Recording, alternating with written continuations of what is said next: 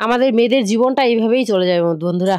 সবার খেয়াল রাখতে রাখতে সবার পছন্দ মতো রান্না প্রতিদিন করি।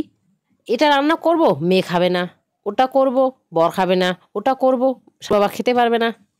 এ করে করে নিজের মতো রান্না করে খাওয়া কোনো দিন আর হয় না। ওদের চিন্তা করতে করতে একটা দুটো তিনটে এইভাবেই তরকারি হয়ে যায়। তো যাকগে আজকে ভেবে নিয়েছি খাবো তো খাবোই, খুব খিচুড়ি খেতে ভালোবাসি। কিন্তু আমাদের বাড়িতে কোন বাড়িতে এলাম যে কেউই খিচুড়ি খেতে ভালোবাসে না। যাকগে তাও এই যে রান্না করে নিচ্ছি। বরকে পাঠালাম চাল আনতে, গোবিন্দভোগ চাল নিয়ে এলো। এই যে রান্না করব খিচুড়ি। খিচুড়ির কথা শুনে তো মেয়ে মুখ ভার করলো, সানও মুখ ভার করে নিয়েছে।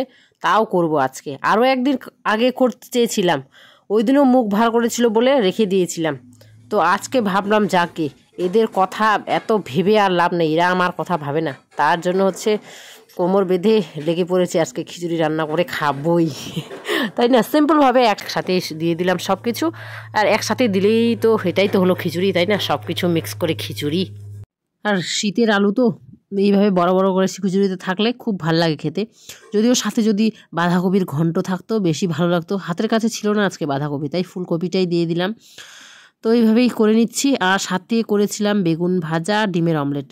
আর কি বলবো, বলি যে আজকে নিজে চিন্তা করব, কিন্তু তা করলে হয় না, সবার চিন্তাই করতে হয়। তো দুপুরেরই ভাত মাছ তরকারি আছে, ওটা দিয়ে বাবা খেয়ে নেবে। আর যদি খিচুড়ি খেতে চায় অল্প একটু খিচুড়িও খেয়ে নেবে। আর যদি মেয়ে যে যেটা খেতে চাইবে আর কি, ওই সেইভাবেই প্ল্যানিং করাই আছে। ভাত আছেই দুপুরবেলার।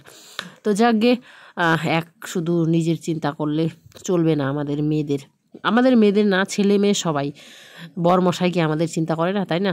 ছেলেরা মনে হয় বউ আর বাচ্চার বেশিই চিন্তা করে।